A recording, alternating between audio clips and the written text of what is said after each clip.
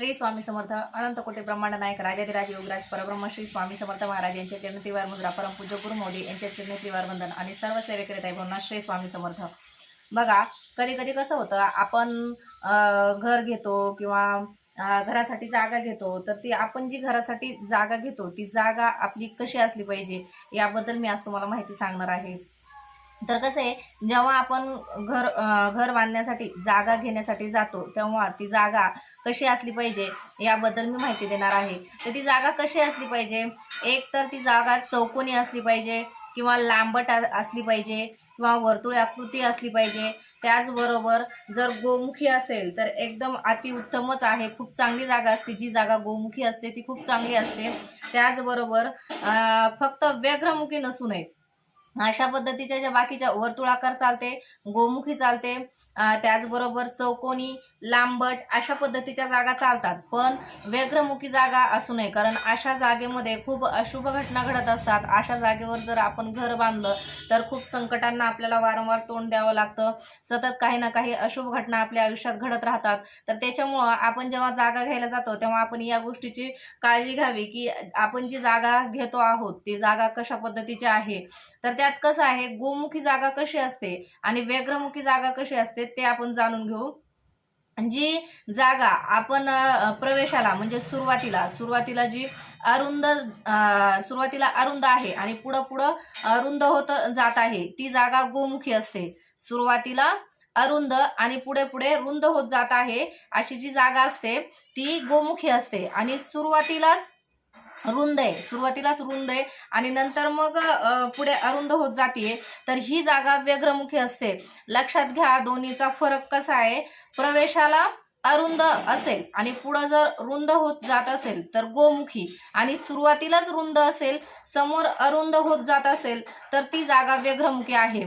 गोमुखी आणि व्यग्रमुखी ह्या दोन्हीतला फरक तुम्ही व्यवस्थित समजून घ्या, कारण व्यग्रमुखी ही अशुभ असते आणि गोमुखी ही अत्यंत शुभ असते, असा या जागेचा फरक आहे। त्याच्यामुळे आपल्याला जेव्हा जागा घ्यायची आहे तेव्हा आपण ह्या दोन गोष्टींचा विचार करून ती जागा आपण घ्यायची आहे।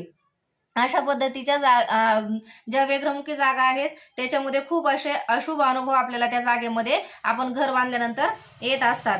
त्याचबरोबर आपण जी जागा घेतलेली आहे त्या जागेच्या दक्षिण दिशेला कुठल्याही प्रकारचं कब्रस्थान नसू नये, त्याचबरोबर स्मशानभूमी नसू नये, त्याचबरोबर विषारी वस्तू तयार करण्यासाठी ज्या जागा असतात त्या जागा तिथे नसू नयेत। अशा पद्धतीच्या ज्या परत खाटिकगृह जे खाटिक असतात ते खाटिकगृह त्या दक्षिण दिशेला असू नयेत। अशा पद्धतीच्या ज्या गोष्टी आहेत त्या अजिबात आपल्या जागेच्या दक्षिण दिशेला असू नयेत।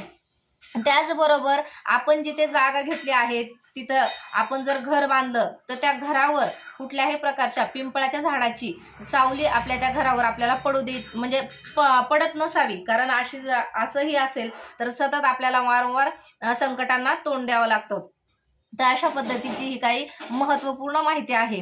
त्याचबरोबर अजून एक गोष्ट म्हणजे जेव्हा आपण एखाद्या घरामध्ये राहायला जातो तेव्हा कुठल्याही घरामध्ये आपण राहत असू तर आपण ज्या महत्त्वाच्या चर्चा आहेत, ज्या महत्त्वाच्या विषयावर आपण चर्चा करणार असतो, आपल्या आयुष्यात बऱ्याच गोष्टी महत्त्वाच्या असतात, तर त्या गोष्टींवर आपण जेव्हा चर्चा करतो तेव्हा शक्यतो ती चर्चा पूर्वेकडे तोंड करून किंवा दक्षिणेकडे तोंड करून आपण ती करायची आहे। कारण एखादी गोष्ट आपल्याला जेव्हा करायची असते तेव्हा आपण ती जर पूर्वेकडे तोंड करून त्याविषयी बोललो किंवा उत्तरेकडे तोंड करून त्याविषयी बोललो तर त्याचं योग्य समाधान मिळून आपल्याला ज्या गोष्टींबद्दल आपण बोलत आहोत त्या योग्य रीतीने आपल्या त्या गोष्टी पार पडत असतात।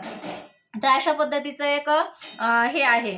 आता त्याचबरोबर अजून तिसरी गोष्ट म्हणजे आपण जी जागा फ्लॅट किंवा जे काही घेतलं असेल तिथं गेल्यानंतर आपल्याला कधी तिथं गेल्यानंतर आपल्याला आजार चालू होतात। त्याचबरोबर विविध कामांमध्ये आपण जर काही कामं घेत असतो हातामध्ये तर त्या कामामध्ये आपल्याला अपयश येते। त्याचबरोबर घरामध्ये सतत वादविवाद होत राहतात। अशा जागा ह्या वास्तुदोषाला पात्र असतात, म्हणजे त्या जागेमध्ये काहीतरी वास्तुदोष असतो, त्या फ्लॅटमध्ये काहीतरी वास्तुदोष असतो, तर त्याच्यामुळे अशा गोष्टी घडत असतात। तर त्याच्यासाठी आपल्याला काय करायचं आहे, तर घरातला जो पुरुष आहे घरातला जो कर्ता पुरुष आहे त्याने एक मंत्राचा जप करायचा आहे. कमीत कमी 6 महिने हा जप करायचा आहे. तो मंत्र कोणता आहे?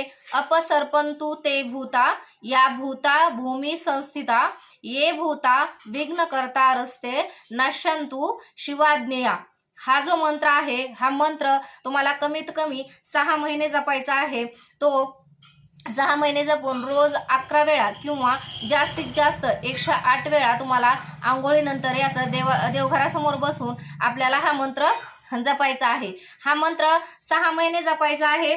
तर जर तुम्हाला जर कायम चालू ठेवायचा असेल तर तुम्ही तो कायमही चालू ठेवू शकता, कारण या मंत्राचे खूप असे चांगले अनुभव आहेत. जाणकार सांगतात की हा जर मंत्र तुम्ही सतत चालू ठेवला किंवा रोज चालू ठेवला तर खूप छान असं ग्रहसौख्य आपल्याला लाभतं. तर त्याच्यामुळं वास्तू सौख्य लाभतं. तर त्याच्यामुळं हा मंत्र कर्त्या पुरुषांनी नक्की जपावा. अशा पद्धतीची ही काही महत्त्वपूर्ण माहिती होती.